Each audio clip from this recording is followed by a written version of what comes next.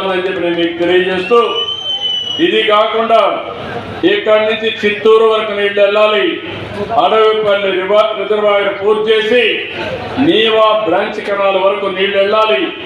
ఆ పని కూడా ప్రారంభించి ఈ సంవత్సరం ఎట్లయితే కుప్పు వరకు నీళ్లు వెళ్తున్నాయో రాబోయే సంవత్సరం చిత్తూరు వరకు నీళ్లు పోయి ఇచ్చే బాధ్యత ఈ ప్రభుత్వాన్ని చెప్పి నేను మీకు తెలియజేసుకుంటూ, ఇలాంటి మంచి ఆలోచనలు చేసే ఈ పార్టీని పూర్తిగా ఆశీర్వదించమని, ఈ పార్టీకి సహకరించమని మిమ్మల్ని అందరినీ కోరుకుంటూ అందరికీ నమస్కారాలు. జై హింద్, జై తెలుగుదేశం. ఉపయోగపడుతుంది. దీన్ని కూడా స్పీడప్ చేస్తాం. గోరకల్లు మరమ్మతులన్నీ కూడా వచ్చాయి. దగ్గర 56 మొత్తం కలిసి 96 కోట్లు అవుతుంది. ఇది కూడా శాంక్షన్ చేసి ఇమ్మీడియట్ గా పనులు ప్రారంభిస్తామని చెప్పి మీ అందరికి హామీ ఇస్తున్నా. అలగనూరు 2021లో బండంతా కూడా దిగిపోతే ఇంతవరకు ఏమీ చేయలేకపోయారు. దీనికి 36 నా జీవితంలో ఎప్పుడు మర్చిపోను. ఒకటే హామీ ఇస్తున్నా, రాయలసీమకి ప్రతి ఎకరాకు నీళ్ళిచ్చి కనీసం 2 మెట్ట పంటలు వేసుకొని, హార్టికల్చర్ పంటలు వేసుకొని మీ జీవితాలు బాగుపడే వరకు నేను మీకు అండగా ఉంటానని మరొకసారి మీ అందరికి హామీ ఇస్తూ అందరికీ నమస్కారాలు. అదే మరిగా ఈరోజు ఇక్కడికి వచ్చినప్పుడు వేదావతి మాట్లాడడం లేదు. మొన్న మీరు చూస్తే అపోజిషన్ లో ఉంటే ప్రజా చైతన్యం కోసం సాగునీటి ప్రాజెక్టులు ఏమైనాయో అని ప్రజెంటేషన్ కూడా చేసి 14 రోజులు తిరిగారు. నంద్యాలలో ఉన్నప్పుడే ఏం చేశారో మీరు చూశారు. నన్ను అలాంటి సంఘటనలు కూడా జరిగాయి. కానీ నేను ఒకటే ఆలోచించా, ప్రజల కోసం పనిచేస్తున్నా. చిన్న బెదిరింపులతో ఇబ్బంది పెడితే భయపడి పారిపోయే మనస్తత్వం కాదు. దీన్ని లాజికల్గా తీసుకుపోయి మీకు న్యాయం చేస్తామని చెప్పి తెలియజేసుకుంటూ, ఈరోజు ఇక్కడికి వచ్చినప్పుడు మీరు ఇచ్చినటువంటి విభజన కంటే ముందు ఏ రాష్ట్రం ఎంత వాటర్ వాడుకుంటారో అంతవరకు బ్లాక్గా వాడుకునే అవకాశం ఇచ్చారు. ఆ నీళ్లు ఆ విధంగా వాడుకుంటే ఎక్కడ మన నీళ్లు అవసరమో అక్కడికి తీసుకెళ్ళి అక్కడ నీటి సమస్య లేకుండా చేసే బాధ్యత తీసుకుంటున్నాం. ఇలాంటి వాతావరణం నేను ఒకటే చెప్పాను, అవసరమైతే వాళ్ళు కూడా గోదావరి నీళ్లు వాడుకుంటారు, మనం కూడా వాడుకుంటాం. ఈ నదుల అనుసంధానం చేయమని ప్రధానమంత్రి గారు ఒక సంకల్పం చేశారు. అపోజిషన్ లీడర్గా ఉన్నాను. అరుదైన గౌరవం. విభజన జరిగింది. అక్కడ ఉండే ఆస్తులు వాళ్లకు అనుభవించాలని మనకు వస్తాయి. ఇక్కడ కష్టమైన నష్టమైన మళ్ళీ నిలదొక్కుకోవాలి. నిలదొక్కుని మిమ్మల్ని నిలబెట్టించే బాధ్యత నేను తీసుకుంటానని మరొకసారి హామీ ఇస్తున్నా. దానికోసమే నిన్న మీటింగ్ లో కూడా ఈరోజు 2 పక్కన 2 బోర్డులు ఉంటే, గోదావరి పోర్టు హైదరాబాద్ లో ఉంటుంది, కృష్ణా పోర్టు విజయవాడలో ఉంటుంది. అదే సమయంలో శ్రీశైలం ప్లంజ్ పోల్ ఇబ్బంది వస్తే దాన్ని మనమే డబ్బులు పెట్టి రిపేర్ చేస్తామని ఉన్నాం.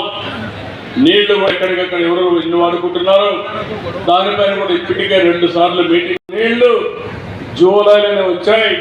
శ్రీశైలం నీళ్ళింది, కాలువలకు నీళ్లు వదిలిపెట్టా, నాగానుసారికి వెళ్ళే పరిస్థితి వచ్చింది. అది ఈ ప్రభుత్వం యొక్క దూరదృష్టి అని చెప్పి మరొకసారి మీ అందరికీ తెలియజేస్తున్నా. ఇంకో పక్క మీరందరూ ఆలోచిస్తే ఈరోజు పోలవరం ప్రాజెక్టు ఉంది, రాష్ట్రానికి జీవనాడి.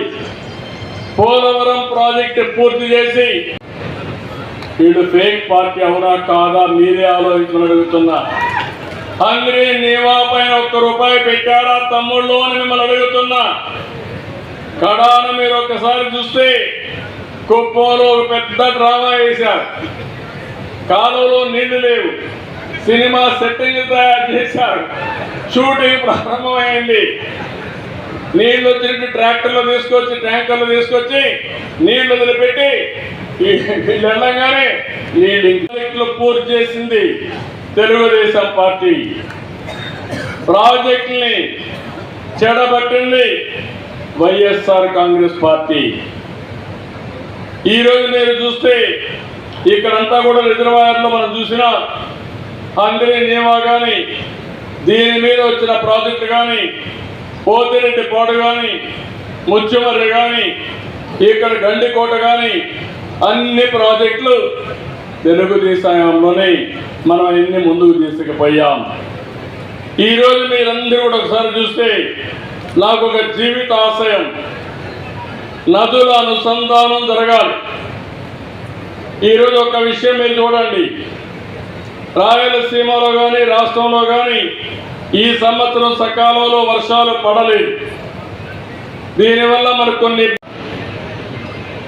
మరొకసారి ఈ కార్యక్రమానికి వచ్చిన మీ అందరికీ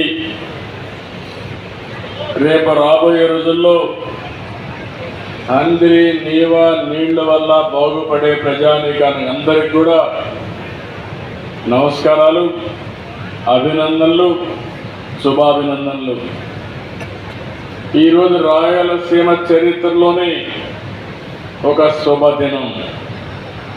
సీమలో జల వనరులు పొంగేలా ఈరోజు మనం చేస్తున్న గొప్ప ప్రయత్నంలో మరో అడుగు ముందుకేసాం. 4 సార్లు సీఎం అయ్యాను, కానీ ఎన్నో కార్యక్రమాలు చేశాను, నిన్నాను కానీ ఈరోజు సీమకు నీళ్ళిచ్చే కార్యక్రమం వల్ల వచ్చే తృప్తి, సంతోషాన్ని నా జీవితంలో మర్చిపోలేను. ఎందుకంటే ఒక్క విషయం మీరందరూ గుర్తుపెట్టుకోవాలి,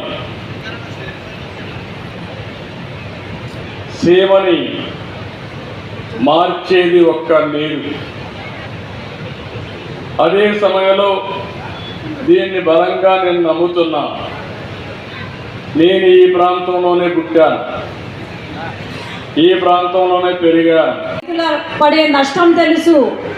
ఒక రాయలసీమ రైతు బిడ్డగా ఈరోజు రైతులను ఆదుకుంటూ రాష్ట్రాన్ని ముందుకు తీసుకెళ్తున్నారు మన చంద్రబాబు నాయుడు గారు. అట్లాగే మనం గమనిస్తే గత పాలనలో అసలు రైతులను పట్టించుకోకుండా పక్కన పెట్టి మరి మనం అధికారంలోకి బటన్ ఆన్ చేసి జలహారతి కార్యక్రమానికి ముఖ్య అతిథిగా విచ్చేసినటువంటి గౌరవనీయులు, పూజ్యులు, విజనరీ 2047 దర్శకుడు, స్వచ్ఛాంధ్ర కార్యదర్శుడు, అపర భగీరథుడు, రాష్ట్ర ముఖ్యమంత్రి వర్యులు నందికొట్కూరు నియోజకవర్గ ప్రజలందరి తరఫున తమరికి స్వాగతం, సుస్వాగతం. సార్, నందికొట్కూరు నియోజకవర్గంలో 2004 నుంచి కూడా తెలుగుదేశం పార్టీ 2024 మాండ శివానందరెడ్డి గారు తలపరిచినటువంటి అభ్యర్థి అయిన నేను నందికొట్కూరు నియోజకవర్గ ప్రజల సహాయ సహకారాలతో పచ్చ జెండా నుంచో మన కోరుకున్నటువంటి అలా అది సార్ గారు దాన్ని నెరవేరుస్తారని మేము ఆశిస్తున్నాం సార్. అలాగే